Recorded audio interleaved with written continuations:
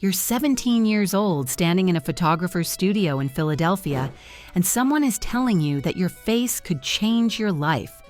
You've spent years feeling like you don't belong, not in your own home, not in your own skin, not in a world that seems to want girls who look nothing like you. But here, in front of a camera, something clicks. Within weeks, you're on a bus to New York City. Within months, your face is showing up in rooms you've never been in, editorial sets, casting offices, the pages of magazines that used to feel like another universe. And the speed doesn't feel like luck. It feels like being pulled. Gia Carangi became what many consider the first true supermodel. Before Cindy Crawford, before Naomi Campbell, before the term supermodel even existed, there was Gia, a dark-haired, defiant young woman from a broken Philadelphia home who reshaped what high fashion could look like. She graced the covers of the world's most prestigious magazines. She appeared in major campaigns, Armani, Dior, Versace, and did runway too, including Perry Ellis. Photographers fought to book her. Designers built entire concepts around her face.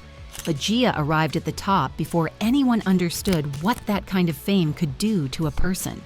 There was no playbook for supermodel stardom, no infrastructure to protect a teenager thrust into an industry fueled by excess. And when she began to struggle, the same people who had built their careers on her image turned away. By 26, she was gone. One of the first famous women to die from a disease the world was only beginning to understand. This is the story of a girl who became a template before anyone knew what they were creating, and what happened when the pressure, the addiction, and the silence around it all finally caught up. Gia Marie Carangi was born on January 29, 1960 in Philadelphia. She was the youngest of 3 children in a working-class household where stability was scarce. The home she grew up in was marked by violence, the kind that leaves invisible scars long before anyone thinks to look for them. Her parents' marriage was turbulent, and eventually, her mother made the decision to leave. That departure would shape everything that followed. Family members would later point to Gia's childhood as the root of her struggles, the fractured foundation beneath a life that never quite found solid ground. She was a girl who learned early that the people who were supposed to stay could disappear without warning. The lesson embedded itself deep. Attachment was dangerous, permanence was an illusion, and the only person you could truly count on was yourself. Growing up as the youngest of 3 children, Gia occupied a particular position in the family hierarchy. She watched her older siblings navigate the same turbulent household, absorbing lessons about survival and self-protection. The violence that marked her home life wasn't abstract. It was the background noise of her formative years, the context in which she learned what families could be. As a teenager, Gia began constructing a new version of herself. She idolized David Bowie, drawn to his androgyny and his refusal to fit neatly into any category. She cut her hair short and dyed it in bold, unusual colors. She raided thrift stores for vintage men's clothes, Levi's jeans, button-down shirts, leather boots. In an era when the beauty standard demanded blonde hair and blue eyes, Gia presented something else entirely. A young woman who looked like she had stepped out of a different decade, or maybe a different dimension altogether. She was also openly gay at a time when that admission carried real consequences. The late 1970s were not kind to queer teenagers, especially in working-class neighborhoods where conformity was survival. But Gia didn't hide. She couldn't, or maybe she simply wouldn't. The same defiance that would later captivate photographers was already visible in the way she moved through the world, as if daring anyone to tell her she was wrong. This combination of vulnerability and rebellion made her magnetic, but it also meant she arrived in adulthood without the tools that might have protected her. She had taught herself to be bold, to be different, to refuse the mold. What she hadn't learned was how to ask for help, or how to recognize when she needed it. The foundation beneath her was cracked before she ever stepped in front of a camera. In Philadelphia, Gia was already orbiting cameras, small jobs, local shoots, people who could see what she couldn't yet name. The origin story shifts depending on who tells it, but the endpoint doesn't.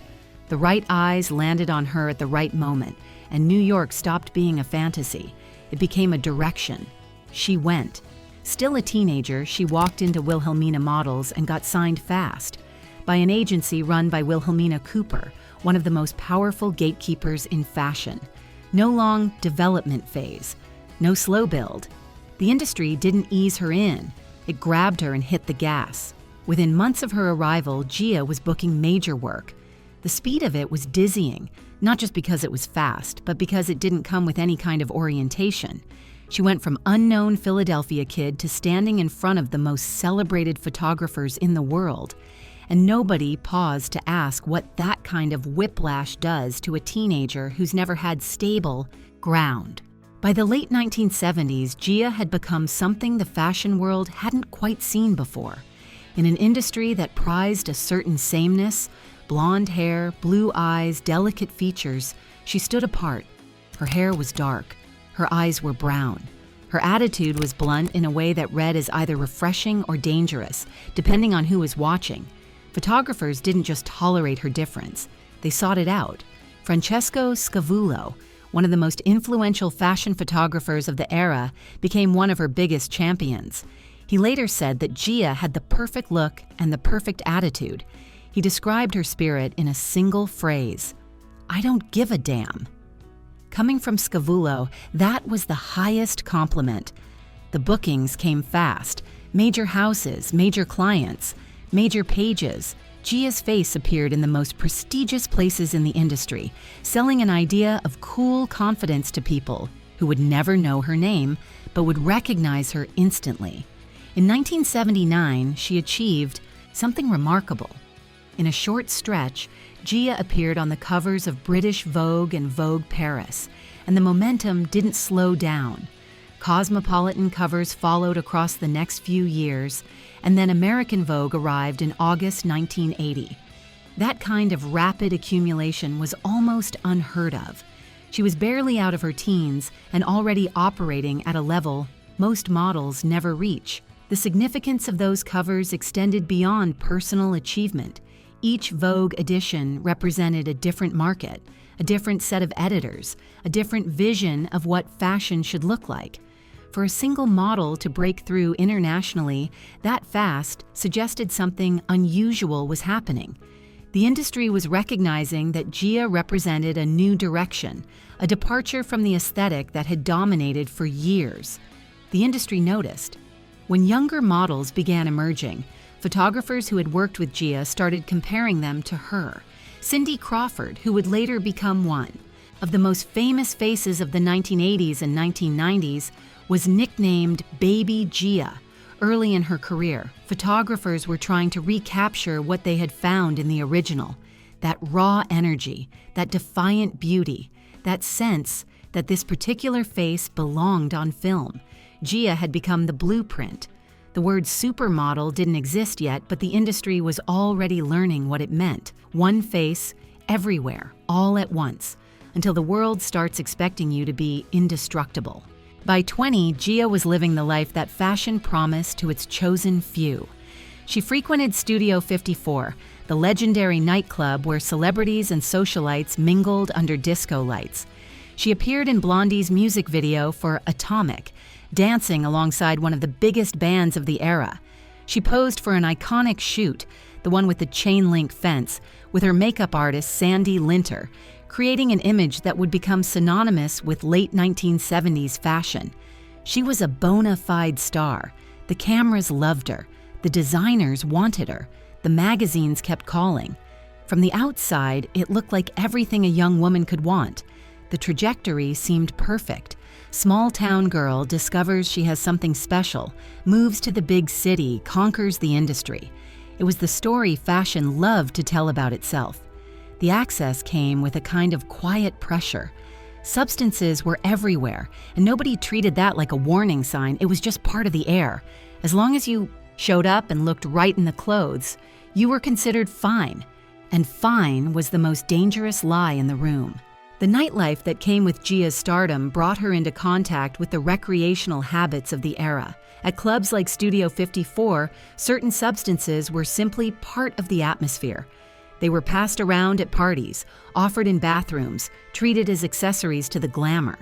Gia participated, as many did, but the scene was shifting. By the early 1980s, a different substance had begun moving through certain circles in New York. It was darker, more dangerous, and it carried a grip that the party drugs of the disco era hadn't possessed. Gia followed the trend. She started by inhaling the substance, believing, as many did at the time, that this method was safer, that the real danger only came from needles. This was a common misconception, one that led countless people to underestimate what they were dealing with. By the time they understood, the dependency had already taken hold. Gia progressed to injection. The substance offered escape, a temporary relief from whatever pain she carried beneath the surface. But it also began to consume her. The dependency deepened quickly, as it does, and soon her habit was no longer something she could hide. By 1982, Gia's body had begun to tell the story she could no longer conceal. The injections had left marks on her arms, blisters and scars that photographers noticed immediately. These were the visible signatures of her dependency, impossible to explain away. The industry's response was telling. Rather than intervene, rather than connect her with treatment or express concern for her well-being, photographers simply worked around the problem. One of her final cover shoots from this period was staged specifically to hide her arms. She was posed with her limbs tucked behind a flowing dress, the fabric arranged to conceal what everyone on set could see. This was the solution: style the evidence out of frame. If the final image looked clean, the mess didn't officially exist. And for a while, that worked. At least on paper, at least in print. But you can only hide so much. The marks on her arms were a symptom of something larger, and that larger problem was becoming impossible to ignore. Gia was slipping, and the industry that had built campaigns around her face was already beginning to calculate whether she was worth the trouble. The reliability that had made Gia so valuable began to crumble. She started showing up late to shoots. Sometimes she arrived in no condition to work. Janice Dickinson, a fellow model who knew Gia during this period, later recalled watching her fall asleep in the makeup chair. The energy that had once made her magnetic was being consumed by her dependency. The fashion industry operates on tight schedules. Photographers rent studios by the hour. Stylists and makeup artists have other bookings. Clients pay enormous sums for a single day of shooting. When a model doesn't show up on time or shows up unable to function, the financial consequences ripple outward. Gia's struggles weren't just personal. They were becoming expensive for everyone around her. Then came the moment that made the whispers turn into policy. On a major shoot tied to Versace in late 1982, she couldn't get through it. Uncomfortable, unraveling, and gone before anyone could salvage usable work. In fashion, that doesn't get treated like a warning sign. It gets treated like a liability. And once that label sticks, the calls don't stop gradually. They stop. The bookings dried up. There was no formal announcement, no public statement. Designers simply stopped calling.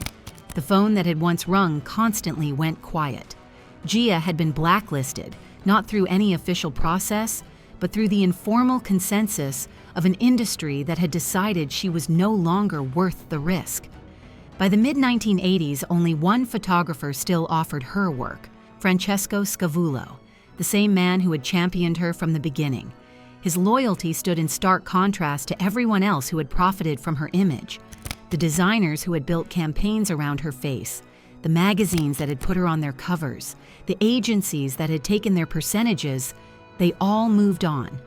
Only Scavullo remained, a single point of connection to the world that had made her famous, the rebellion that had once made her desirable had become a liability. The attitude that photographers had praised, that "I don't give a damn" spirit, now worked against her. She had never learned to play the game, to apologize, to make herself easy. And so, when she became difficult, the industry had no reason to keep her. Gia tried to get clean. She entered rehabilitation programs multiple times, attempting to break free from the dependency that had consumed her career and her health. Each attempt carried hope. Each failure carried devastation. The cycle of recovery and relapse became its own kind of prison, a pattern that felt impossible to escape. Recovery from substance dependency is rarely a straight line. It involves setbacks, moments of weakness, triggers that appear without warning. For Gia, the triggers were everywhere. The fashion world she had inhabited was built on the very substances she was trying to avoid. The people she knew, the places she had frequented, the lifestyle that had defined her 20s, all of it was intertwined with the habits she was fighting to break. Between periods of using, she took whatever work she could find. The jobs bore no resemblance to the Vogue covers and designer campaigns of her peak years. She sold jeans at a mall. She worked in the cafeteria of a nursing home. These were the positions available to a woman trying to rebuild her life, one small step at a time. They paid poorly and offered no glamour, but they represented something important, an attempt to construct a normal existence. But the dependency kept pulling her back. Recovery is rarely linear, and for Gia, the relapses came again and again. She found herself couch surfing, staying with friends who would take her in, moving from place to place as her options narrowed. The stability she was trying to build kept crumbling beneath her feet. At her lowest points, survival started to replace choice. Some reports from that period describe her ending up in situations where her safety and dignity didn't matter to the people around her, where desperation got exploited and the line between need and harm blurred fast. The trajectory was clear. A woman who had once been everywhere in fashion was now living day to day, slipping further from the life people still associated with her name. This was the part of the story the fashion world didn't see, or didn't want to see. While magazines moved on to newer faces and designers found younger models to photograph, Gia was fighting for her life in obscurity. The industry that had made her famous had little interest in what happened after she stopped being useful. During her years of injection, Gia had shared needles with other users.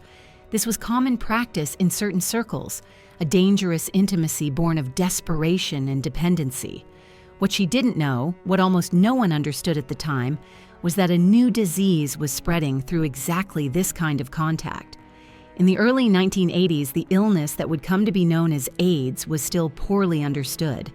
The public perception, shaped by early media coverage and widespread ignorance, was that it affected only gay men.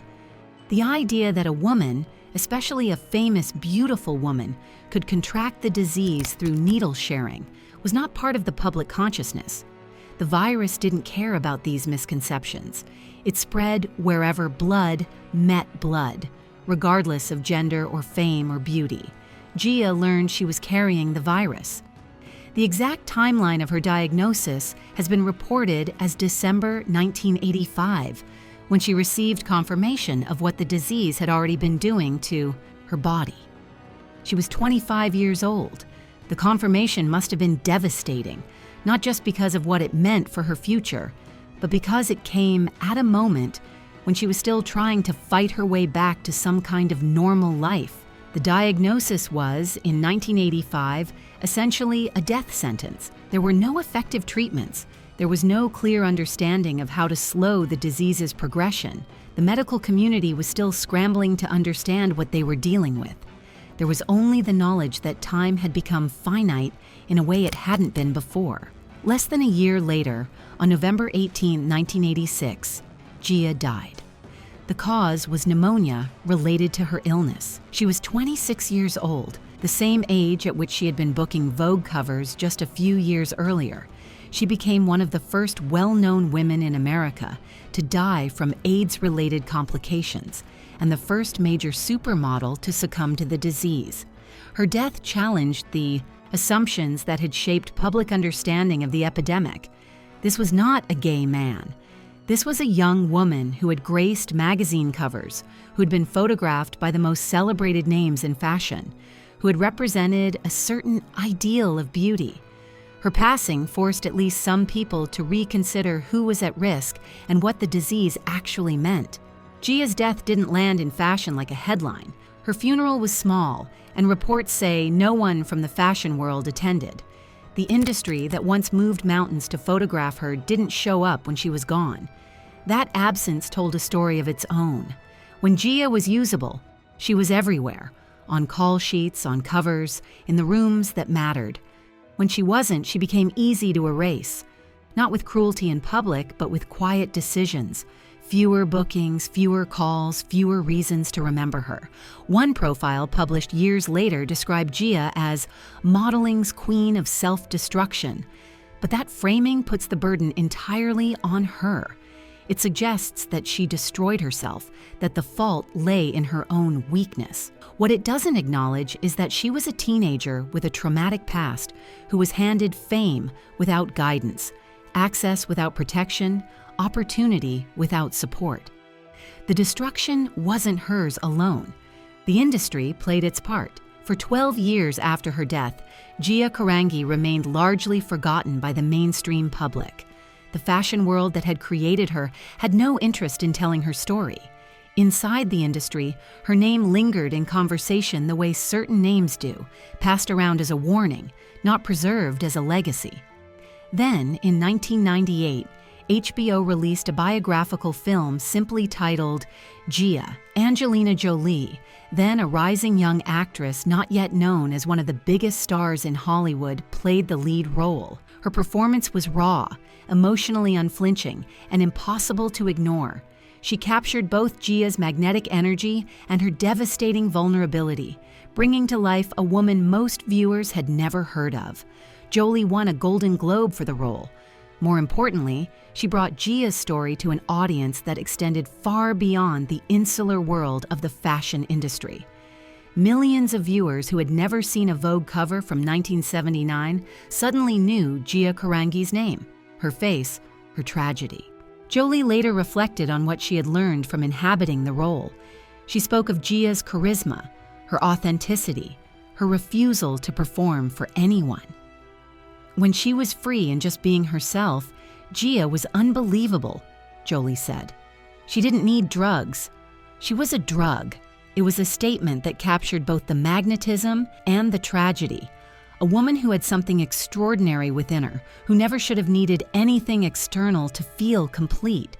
The film didn't just revive her name, it made her unavoidable. It turned a half-forgotten story into something people had to sit with, and it made sure Gia wasn't only remembered as an image, she was remembered as a person.